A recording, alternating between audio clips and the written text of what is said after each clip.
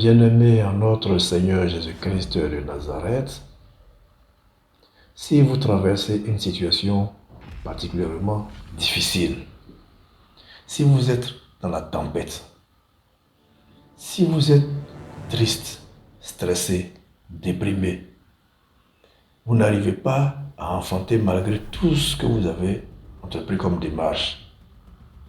Votre mari, avec qui vous avez souffert pendant des années, a décidé de prendre une jeune fille et de vous abandonner.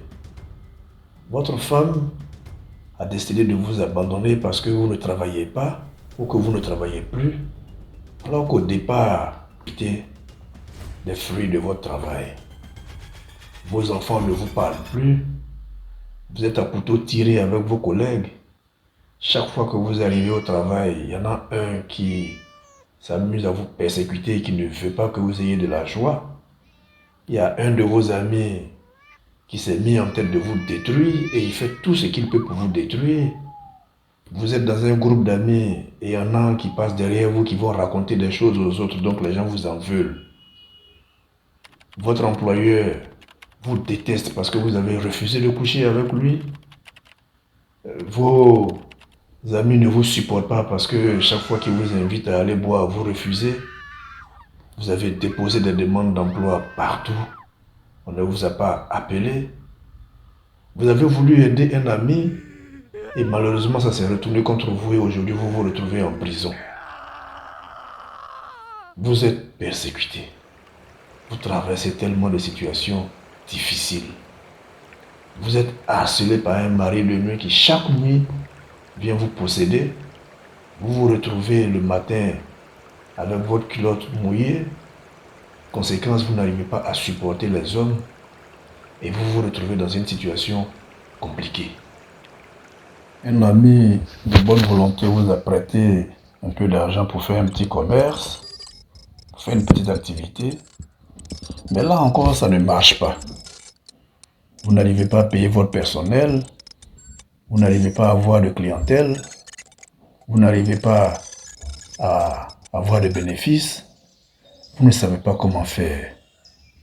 Vous avez emprunté de l'argent avec un usurier qu'on appelle les margouillards et vous n'arrivez pas à rembourser et chaque mois, le type vous harcèle. Vous avez tous vos créanciers sur le dos parce que pour manger, vous avez été obligé d'emprunter de l'argent à gauche, à droite et tout le monde se présente au même moment.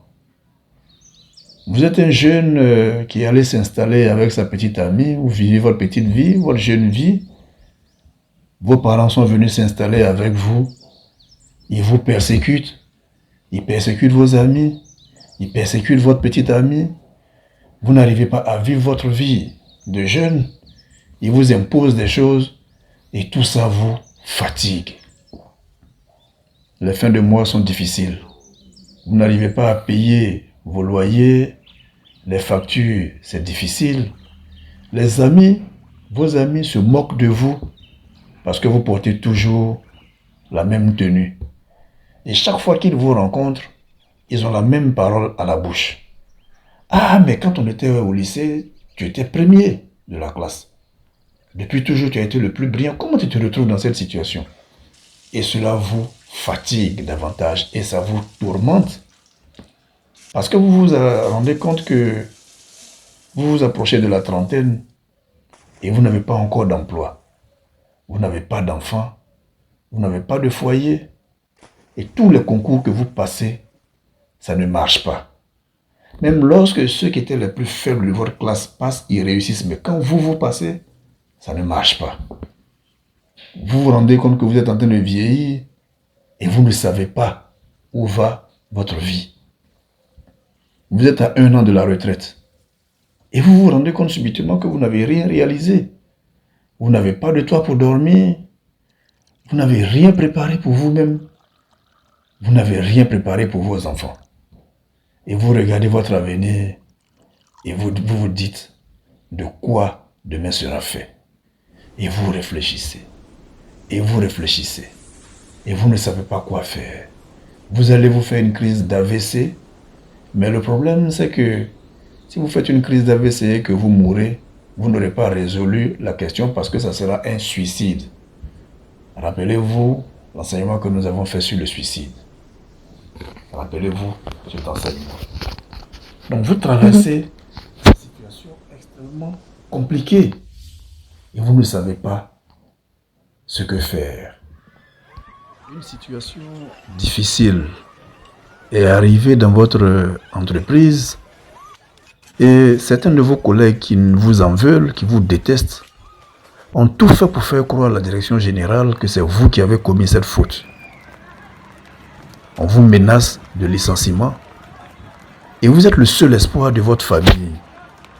Vous avez votre femme, vos enfants, votre mère qui est vieille, votre père qui a fait une crise d'AVC et que vous devez soigner, les factures sont élevées. Vous avez vos petits frères que vous avez envoyés en Europe, il faut faire partie de l'argent. Vous regardez toutes ces choses et vous vous dites, mais si je suis licencié, que vais-je faire? Va vivre. Mais plus grave, vous êtes même au bord de la prison parce que les faits sont tellement graves que si votre employeur porte plainte, la police va venir vous arrêter et on va vous condamner. Et vous êtes allé vous renseigner auprès d'un ami qui a dit que ce genre de faute-là, c'est minimum 10 ans de prison. Vous réfléchissez à ces choses. Qu'est-ce que vous allez devenir? Qu'est-ce que vous allez devenir? Qu'est-ce que votre famille va devenir? Vous avez l'impression que le ciel vous tombe sur la tête. Vous avez l'impression d'être dans la tourmente et d'être comme au milieu d'un océan avec de grosses vagues. Si vous êtes dans ce cas, l'enseignement d'aujourd'hui vous concerne directement. Si vous avez déposé des demandes d'emploi et que les gens ne veulent pas vous appeler, vous avez dépassé la trentaine et vous vivez encore chez un oncle, chez un tuteur et ces enfants vous maltraitent, ils vous persécutent. Vous traversez des situations compliquées. Vous prenez l'eau de toutes parts. Vous êtes persécutés. Eh bien, mes bien-aimés en notre Seigneur Jésus-Christ de Nazareth, ne désespérez pas. L'enseignement d'aujourd'hui vous concerne. Vous tous qui êtes persécutés, vous tous qui êtes tourmentés, vous tous qui êtes déprimés parce que vous avez des problèmes, votre vie est noire, vous ne voyez pas l'avenir, vous ne savez pas comment demain sera pour vous, vous n'arrivez pas à avoir un repas correct par jour, tout le monde se moque de vous, tous vos amis de classe ont réussi, sauf vous, vous vous retrouvez à faire des petits boulots et là encore il n'y a même pas d'argent, vous vous posez tellement de questions, vous vous dites, pourquoi c'est à moi que cela arrive? Et vous êtes tourmenté. Ne vous en faites pas. Jésus-Christ de Nazareth a une solution pour vous. Et c'est pour vous que cet enseignement du jour est dédié. Dans notre série Les sermons du dimanche, aujourd'hui, nous allons nous pencher sur la situation de ceux qui sont dans la tourmente, de ceux qui sont dans les vagues, dans les hautes vagues de la mer et qui ne savent pas ce que faire. Bien-aimés en notre Seigneur Jésus-Christ de Nazareth, restons ensemble pour cet enseignement.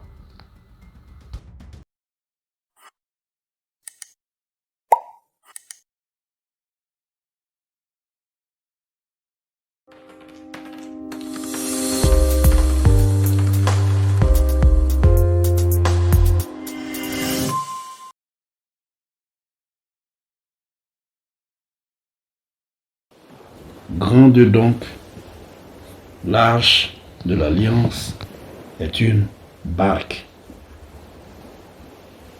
Alors, en parlant de barque, dans cette partie de notre étude, nous allons parler de deux barques.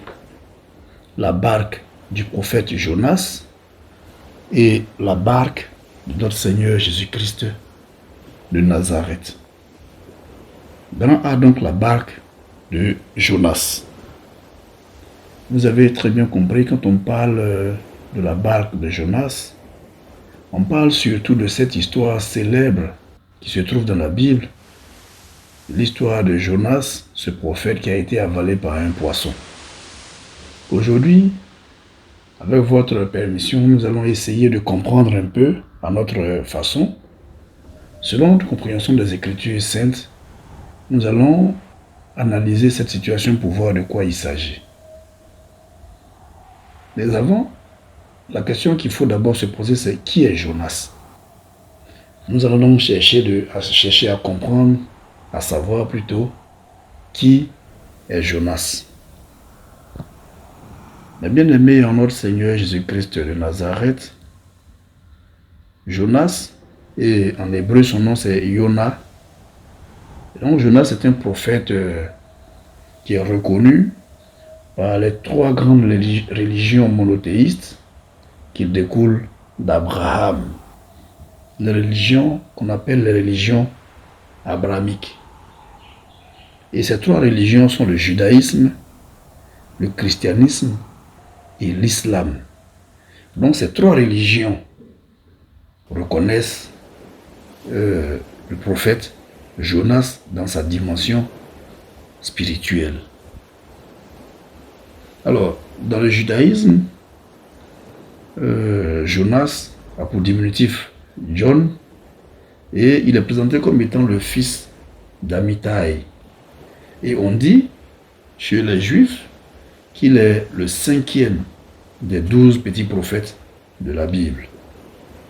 Rappelez-vous, mes bien-aimés en notre Seigneur Jésus-Christ de Nazareth, que lorsque on parlait des patriarches, on avait donné un enseignement sur les différents prophètes de la Bible. Et c'était dans cet enseignement qu'on avait longuement parlé du prophète Jérémie, un prophète rebelle à Dieu et qui passait tout son temps à se plaindre.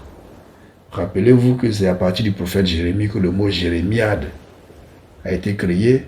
Et cet enseignement, vous qui êtes dans la renaissance éveil spirituel, vous avez cet enseignement. Vous savez qui est le prophète Jonas, puisque pendant un certain temps, on a travaillé avec lui dans nos missions spirituelles. Et donc, vous connaissez donc les différents prophètes, je ne vais pas revenir là-dessus, je ne vais pas les citer ici, mais on dit que Jonas est le 5e des 12 petits prophètes de la Bible. Jonas en français vient du grec Ionas, qui lui-même est issu du prénom hébreu Yona, mais on dit que en hébreu il est prononcé avec un H muet. Et donc ce mot généralement se traduit, quand on fait la traduction littérale, ça donne pigeon ou colombe. Mais dans le cadre de notre étude et surtout dans les études bibliques, tous les auteurs s'accordent à dire que le nom de Jonas veut dire colombe. Et je répète, le nom de Jonas veut dire colombe. Si vous vous rappelez de la symbolique de la colombe, on en avait parlé quand on faisait l'enseignement, je crois, sur le roi David. La colombe, on en avait parlé également quand on faisait l'enseignement sur les animaux symboliques utilisés dans la Bible. La colombe également, vous le savez, apparaît dans l'histoire de l'arche de Noé, lorsqu'il a été question de retrouver la terre ferme. Et je vous avais expliqué, en son temps, la symbolique de ce que la colombe était allée faire dans le cadre de l'activité de Noé. Et donc, une fois encore, vous voyez que ici, le nom de Jonas, qui est présenté comme étant l'un des plus grands prophètes reconnus par les trois religions d'Abraham, eh bien, ce Jonas l'avait dit colombe. Donc, pour vous qui avez reçu l'enseignement sur les animaux de la Bible, pour vous qui savez la symbolique de la colombe, vous savez ce que le nom de Jonas veut dire. Alors, il y a quelque chose, il y a un détail qu'il faut qu'on relève, qui à mon avis est un détail capital, un détail clé, c'est que le Dieu d'Israël est appelé Yahvé. Et quand on retranscrit le nom de Yahvé, il est retranscrit par un tétragramme, ce qu'on appelle en français un tétragramme, YHWH. C'est comme ça que le nom de Yahvé est retranscrit en français. C'est un tétragramme formé à la base de 4 éléments. Y. Or, le nom de Jonas est retranscrit en hébreu par Y, W, N, H. Ça veut dire que le nom de Jonas, je répète, le nom de Yahvé c'est Y, H, W, H. Le nom de Jonas, quand on le retranscrit en hébreu, c'est également un tétragramme et ça donne Y, W, N, H. Ça veut dire que c'est un tétragramme qui ressemble également au nom de Dieu. Et lorsque vous regardez le tétragramme de Jonas et que vous le comparez au tétragramme de Yahvé, la seule différence entre les deux, c'est le N. Sinon, les deux tétragrammes ont pratiquement la même composition. Yahvé, c'est Y, H, W, H.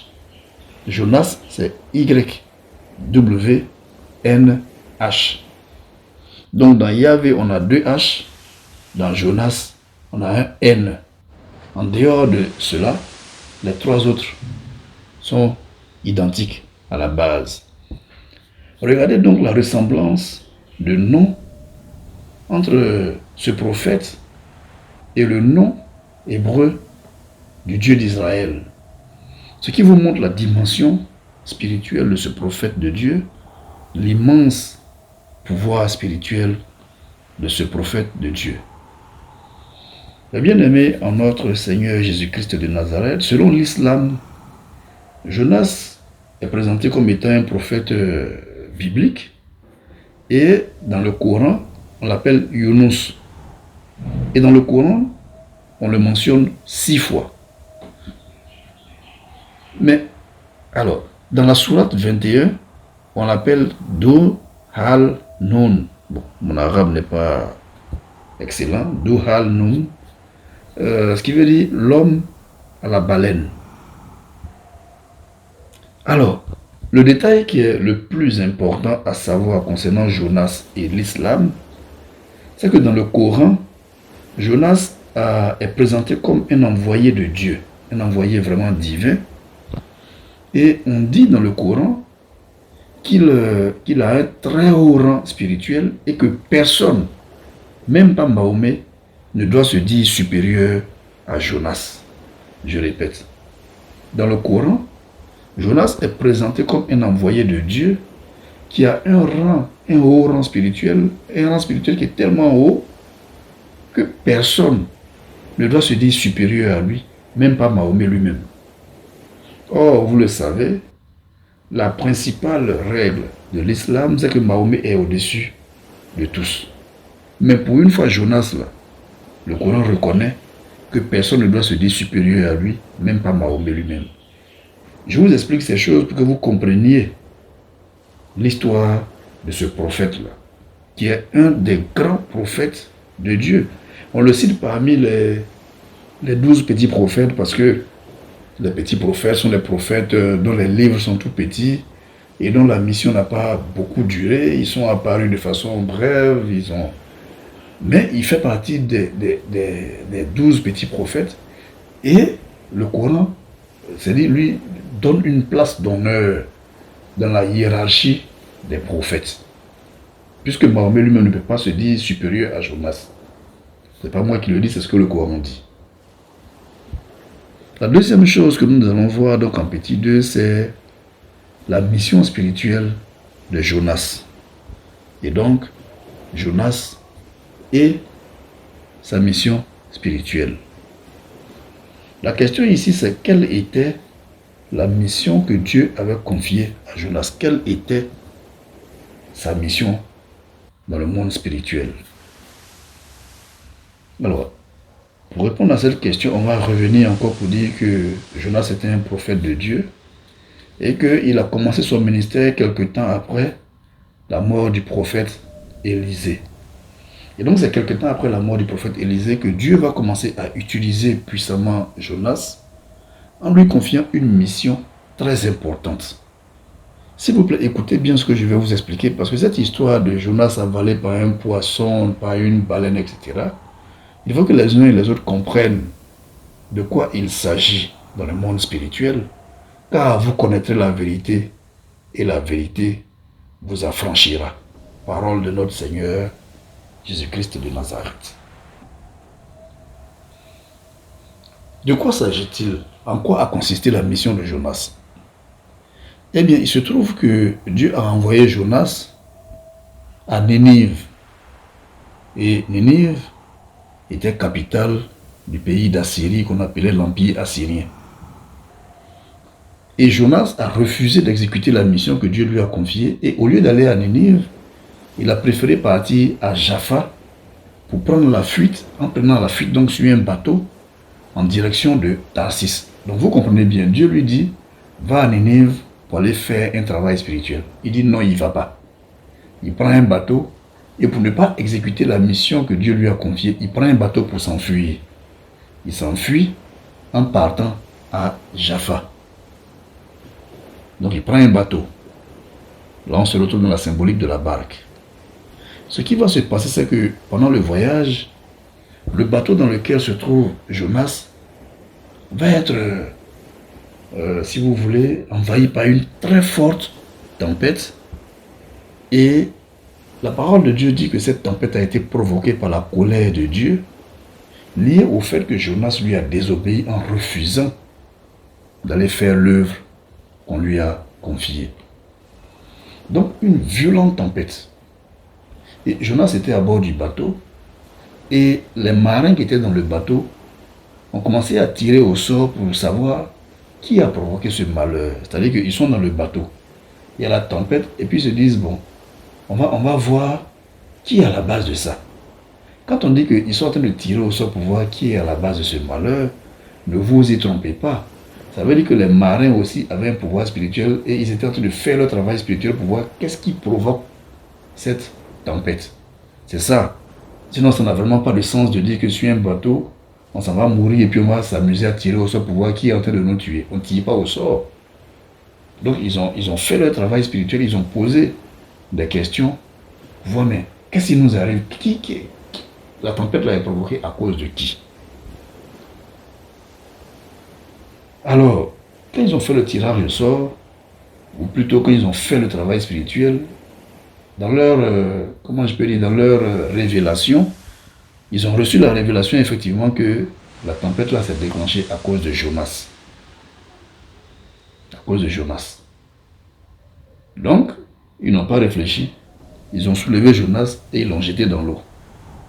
Parce qu'ils se demandaient qu'est-ce qu'on doit faire pour que la tempête se calme. Jonas dit mettez-moi dans l'eau. Ils l'ont soulevé, ils l'ont jeté dans l'eau.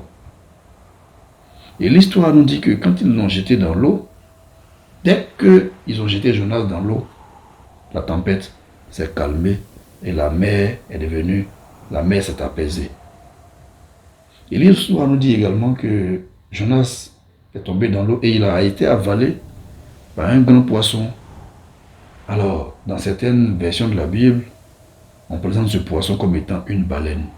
Donc Jonas va être avalé par cette baleine pendant 3 jours et 3 nuits. Et l'histoire nous dit que quelque temps après, le poisson a recraché Jonas sur le bord du rivage. Et donc de là, Jonas va se rendre à Ninive et il va accomplir finalement la mission que Dieu lui a confiée. La mission que Dieu lui a confiée, c'était quoi? Dieu lui a dit, va dire à ce peuple que je vais les détruire. Je répète, Dieu a confié pour mission à Jonas d'aller prévenir le peuple que lui, il va frapper ce peuple, il va les détruire. Vous savez, dans l'histoire de la Bible, Dieu fait ça avec toutes les grandes nations qu'il doit détruire. Il les prévient, ça a été le cas pour Sodome et Gomorrhe. Mais il a fait la même chose pour Ninive. Et cette fois, il donne le message à Jonas, va dire à Ninive que ce peuple est tellement méchant que je vais les détruire. Et l'histoire nous dit que lorsque Jonas est allé faire la commission, les habitants de Ninive ont commencé à faire leur repentance. Et donc, ils se sont mis à jeûner. Et comme ils ont jeûné, Dieu a vu que ce qu'il était en train de prendre comme mesure pour détruire ce peuple-là, que ça ne valait plus la peine. Puisque les gens sont en train de demander pardon, ils sont en train de jeûner. Donc Dieu dit, bon, si c'est comme ça, c'est bon. C'est bon, je ne les punis plus. Donc ma menace là, je ne vais plus l'exécuter. Jonas s'est fâché. Dit-on nous dit que quand Dieu a dit ça, Jonas s'est fâché, il s'est mis en colère.